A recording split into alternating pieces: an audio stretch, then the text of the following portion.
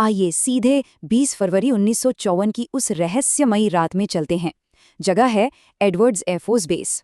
आज की हमारी इस पड़ताल का विषय कोई आम ऐतिहासिक घटना नहीं है, बल्कि द एब्डक्शन ट्रेड और एक ऐसी कथित गुप्त संधि की कहानी है जो शायद हमारी पूरी वास्तविकता को ही पलट कर रख दे। दस्तावेजों और कुछ बेहद चौंकाने वाले दावों के आधार पर हम एक ऐसे सौदे का विश्लेषण करने जा रहे हैं जो इंसानी इतिहास का सबसे खतरनाक रहस्य हो सकता है। जरा सोचिए, दुनिया के सबसे शक्तिशाली देश का राष्ट्रपति अचानक गायब हो जाए। 1954 में पाम स्प्रिंग्स में छुट्टियां मनाते समय राष्ट्रपति ड्वाइट डी आइजनहावर के साथ ठीक ऐसा ही हुआ। सीक्रेट सर्विस तो जैसे सकते में आ गई थी, और आम जनता को क्या बताया गया कि राष्ट्रपति को अचानक दांत के डॉक्टर के पास जाना पड़ा। मतलब इतिहास का इतना बड़ा रहस्य सिर्फ एक दांत के दर्द के पीछे छिपा दिया गया। लेकिन हमारे स्रोत बताते हैं कि उस रात असल में जो हो रहा था उसे पचा पाना किसी के लिए भी नामुमकिन था। वे कथित तौर पर किसी ऐसी सत्ता के साथ आमने सामने थे जो इस दुनिया की थी ही नहीं। इस हिस्से में हम बात करेंगे एक गांगेय विकल्प या अ गैलेक्टिक चॉइस की, और देखेंगे कि आइजनहावर के सामने आखिर क्या विकल्प रखे गए थे। ठीक है, तो आइए इस तुलना को समझते हैं। उस रात बातचीत की मेज पर दो बिल्कुल अलग अलग प्रस्ताव थे। एक तरफ द नॉर्डिक्स थे, लंबे और काफी हद तक इंसानों जैसे दिखने वाले जीव। इनका प्रस्ताव एक तरह से स्वर्ण युग का था। असीमित स्वच्छ ऊर्जा, हर बीमारी का पक्का इलाज और 300 साल की लंबी उम्र। लेकिन उनकी एक सख्त शर्त थी, दुनिया भर के सभी परमाणु हथियारों को नष्ट करना होगा। वहीं दूसरी तरफ थे द ग्रेज। उनका ऑफर बिल्कुल अलग था। शीत युद्ध जीतने के लिए अत्याधुनिक हथियार, स्टेल्थ तकनीक और एंटी ग्रेविटी प्रोपल्शन। और बदले में उन्हें क्या चाहिए था? बस कुछ गुप्त अंडरग्राउंड बेस और हमारे नागरिकों पर जैविक अध्ययन करने की अनुमति। अब आप शायद सोच रहे होंगे कि नॉर्डिक्स का वो बीमारियों से मुक्त दुनिया वाला ऑफर तो बहुत शानदार था, फिर क्या हुआ? खैर, पेंटागन और मैजेस्टिक 12 समूह ने उस प्रस्ताव को सीधे तौर पर ठुकरा दिया। देखिए, हमें उस समय के भू राजनीतिक माहौल को समझना होगा। ये शीत युद्ध का चरम था, हर तरफ सोवियत संघ का डर था। ऐसे में सैन्य नेतृत्व के लिए अपने परमाणु हथियार छोड़ना एक ऐसा समझौता था जिसे वे किसी भी कीमत पर स्वीकार नहीं कर सकते थे। तो उन्होंने नॉर्डिक्स को वापस भेज दिया। शांति के बजाय शक्ति को चुना गया।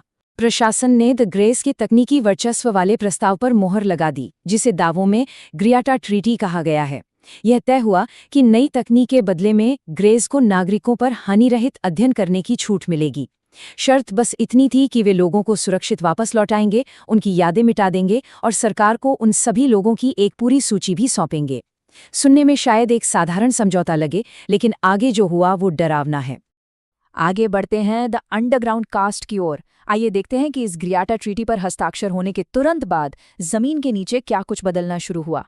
दावों के अनुसार इस समझौते के तुरंत बाद बड़े पैमाने पर निर्माण कार्य शुरू हो गए। उदाहरण के लिए न्यू मैक्सिको के डल्सी को ही ले लीजिए। वहां 7 मंजिल गहरे अंडरग्राउंड बेस बनाए गए। और सबसे चौंकाने वाली बात यह है कि ये बेस किसी साधारण क्रेन या बुलडोजर से नहीं खोदे गए थे। कहा जाता है कि इन्हें एलियन टनलिंग मशीनों द्वारा तैयार किया गया था, जो कठोर चट्टानों को सीधे पिघलाकर कांच में बदल देती थी। ये सिर्फ इंसानों के छिपने के बंकर नहीं थे, बल्कि इंसानों और ग्रेज द्वारा मिलकर चलाई जाने वाली संयुक्त सुविधाएं थीं। अब आते हैं विसल ब्लोअर्स एंड वार्निंग्स पर। 1970 के दशक के अंत में जो भयानक सच सामने आया, उसने इस पूरी कहानी का रुख ही बदल दिया। तो हुआ कुछ यूं कि टॉप सीक्रेट क्लियरेंस वाले स्ट्रक्चरल इंजीनियर फिल श्नाइडर अपनी टीम के साथ डल्सी बेस पर ड्रिलिंग कर रहे थे। तभी वे गलती से गैस के एक इलाके में घुस गए। उन्होंने वहां जो देखा वो किसी बुरे सपने से कम नहीं था। श्नाइडर के दावों के मुताबिक इंसानों पर सिर्फ अध्ययन नहीं किया जा रहा था, असल में उनका शिकार हो रहा था, उन्हें हार्वेस्ट किया जा रहा था।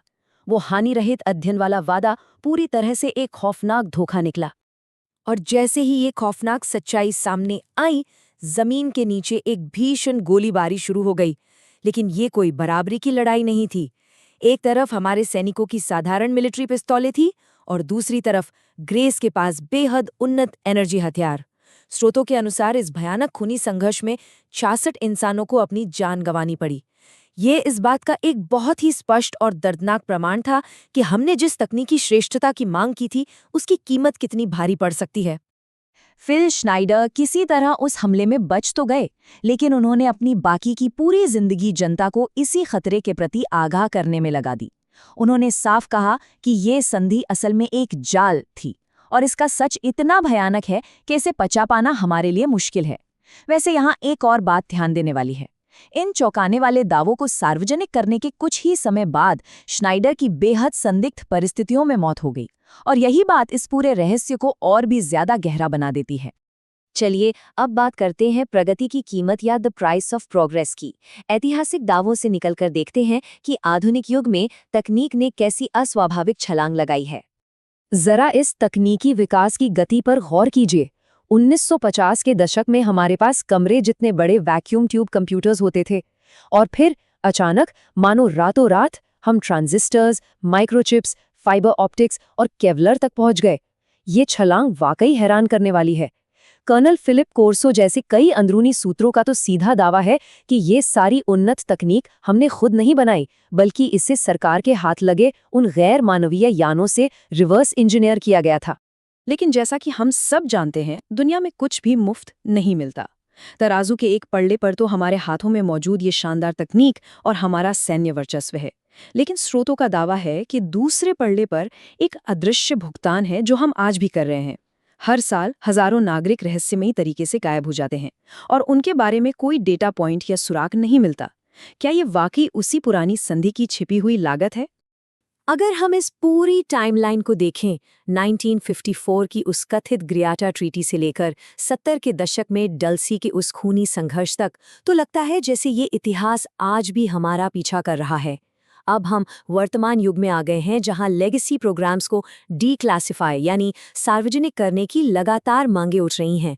हाल ही में अमेरिकी कांग्रेस में जो पूछताछ हुई है और जो दस्तावेज सामने आए हैं, उन्हें इसी लंबे और रहस्यमय इतिहास का ही एक हिस्सा माना जा रहा है।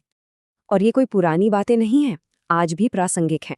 अभी हाल ही में कांग्रेसी टिम बर्चर जैसे नेताओं ने खुलेआम उन लेगेसी प्रोग्राम्स का जिक्र किया है जिनके बारे में कहा जाता है कि उनका सच जनता के लिए अत्यधिक विचलित करने वाला हो सकता है। उन्होंने ऐसे यानों के बारे में चौंकाने वाले दावे किए हैं जो पानी के भीतर 200 मील प्रति घंटे की रफ्तार से चलते हैं। ऐसे यान जिन्हें ट्रैक करना खुद पेंटागन के लिए भी नामुमकिन है। ये सब देखकर मन में बस एक ही सवाल उठता है कि आखिर आज भी हमसे क्या-क्या छिपाया जा रहा है। हमारी आज की ये पड़ताल हमें एक बेहद अहम और विचारोत्तेजक मोड़ पर लाकर छोड़ देती है। क्या हमने 1950s के दशक में कुछ तकनीकी प्रगति और ताकत के लालच में कोई ऐसा सौदा कर लिया है जिसकी भारी कीमत हम आज तक चुका रहे हैं? क्या यह कोई ऐसा कर्ज है जिसे मानव जाति शायद कभी चुकाई ही ना पाए? इन सभी दावों पर पूरी निष्पक्षता से विचार करें और हमेशा इस बात की गहराई में जाने की कोशिश करें कि जिसे हम प्रगति कहते हैं उसकी असली कीमत क्या है।